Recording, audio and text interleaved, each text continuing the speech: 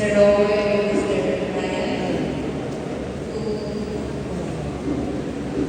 Mrs. Christine Rivera Malatang, Father Robert, at to Father Ronald Aquino. Nag-alagal ko lang. Ayaw mo tumingin sa akin ah. Colonel Calisto. Colonel Mayam. Sa pinagpabalikan class Mayor Maria. And I would like to ask the gentleman who was supporting us last year. Lieutenant Colonel Estebanio Organicos Camino, sir, tumayo ka naman. Captain Dave Pinuman. And to all Ben at Sophia, si Mayor Magdalena. It's so hard for me to lie because I don't want you to have an impression that there was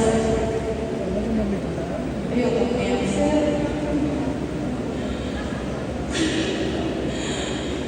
This book was conceived on last April 8 because when I came from Davao, General Marantan to Manila, there will be a series of clubs meetings here in Calabarzon. So I waited for 2 weeks. Wala akong schedule because everyone was jelling about Calabarzon. Bago si Colonel Mayames, bago si Colonel Lanugan, bago si General Marantan. So I was lost. So out of maybe it was anger, alas 2 ng madaling araw, sabi ko, I need to write something. Because people were asking, ano ba ang next? Saan makikita ko sa loob ng tsaka? Then, one evening doon, sinulat ko siya, tinatapos ko siya, May 8. And that was it. Then, hindi alam ni Sir Hansel. Pumunta ako sa choir. Sabi ko, Sir, gusto mo bang gawa ng ito yung buhay mo? Tingin ko siya. Sabi niya, bakit? Sabi ko, gusto mo? Pwede. Hindi niya alam, hindi ko na yung manuscript. Sabi ko, dito yung kwento ng buhay mo. And that was me. Hindi niya alam, sir. He never asked me to write about it. It was, it resulted from yung galit ko sa sarili ko na wala akong ginagawa. Nag-open ako kay Colonel Calisto. Nag-open ako kay Colonel Mayami. Sabi ko, iiyak na ako. I feel so dull. I feel so useless. Kaya sabi ko, gagawin ko yung libro. Sabi ko, nakita ni Sir, sabi niya, maganda naman. Sabi ko, Sir, this is not to adore you. It speaks of everything. Based sa nakausap si Chairman Abalos, that was December 28, 2024. He told me na, you know, Hansel escapes every Christmases and New Year's in the Oman, but he never forgets the birthdays of his parents. So yun yung, ito pala yung tao, the deeper side of Mr. Hansel. Matapos yung interview namin, December 15, 2024, I had si Chairman Abalos na Sir, mabuti pa si Sir Hansel, may second father, ako wala. So yun yung that prodded me to write last May, April 8, kasi if I need to go back in time, maybe, babalikan ko the owning of a child, the owning of Colonel Marantan, nasabok yung anak, nandito na si nanay. Dati mo ng incident, nandun yung anak, nandito sa na si nanay. When everyone is so down, there was somebody, there's a mother who cares. Yun yung wala sa akin. So it gave me the inspiration na ito pala yung feeling ng may nanay, may tatay. So out of that,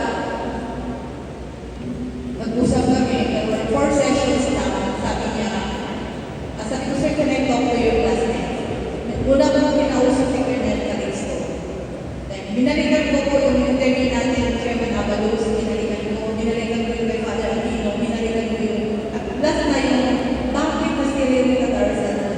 Kaya, may event po dyan, bago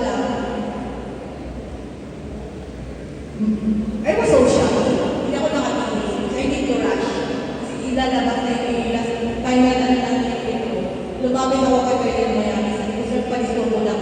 2 minutes na. Sabihin ko lang yung totoo.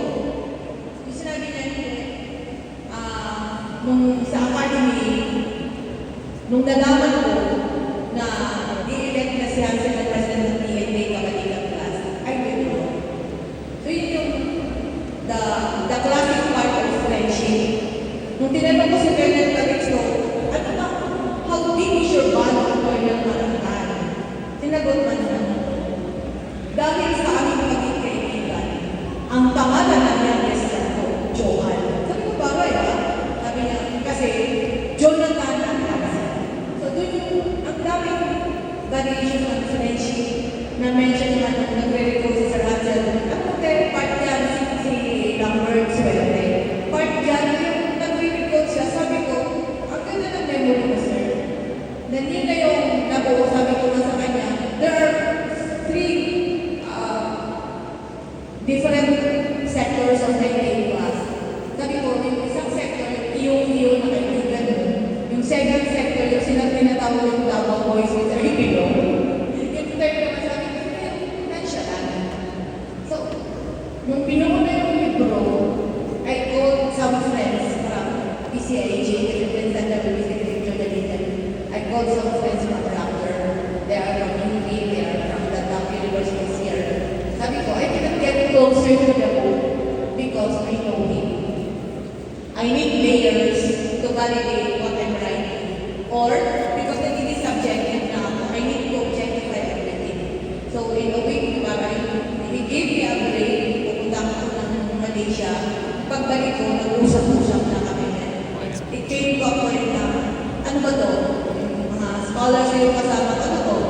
Libro promotion ba ni Hansel to? Hindi. Libro. Buhay ni Sir Hansel. Kaya nung last week, I went to the National Library, they told me, how much is the price? Sabi ko, I don't know. How much will you pay for the book? Sabi ko, that, I really don't know. Sabi nila, how much is the costing of the book? Sabi ko, yung costing is nila, then sabi nila, I was told, the book should cost more than 1,000 because it is a non-fiction. That is the story. But we agreed on because we are sharing the process of the book to a very important institution to the Philippine National Police, which we cannot reveal now. We're sharing it to the sexually molested women and children, and we are sharing it to the police transformation program. So there are 3 institutions that we wanted to share the process of the book. I didn't write the book to promote General Marangan.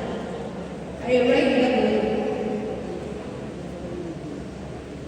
as a child who longed for the love of my parents because nung sinila ako wala yung father. So nakita ko kay Secretary Alvarez, they can inspire and it inspired me. The evidence of April 1 to April, ano po, wala ko ginagawa. Then a friend told me last week, hindi mo alam. There were 3 nights, alas-alas ng madaling araw, nagtitext sa Hansel, ate, okay ka ba ba? Kasi kung minsan nagtitext ko siya, sir, sila ko naman siguro ako. Kung sir, pinormal na ako. I spent 5 nights na walang tulog. Yung finishing touches ng libro. Sabi niya, ate, normal ka ba? Sabi ko siya, normal ka naman. Kasi he didn't understand the equation ng tulog. And yung sinasabi niya na I need to put this person's message to Chairman Abado sa Dito.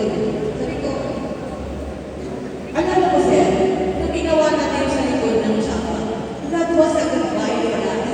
We were bowing out in the end because we wanted to retire na last year. Ito yung story na sa likod ng Chapa. You need to leave as the for the young officers to be inspired, to encourage, and to give flesh to the story where people, families, and the community were able to talk to each other. And ito naman pinig the batch na to.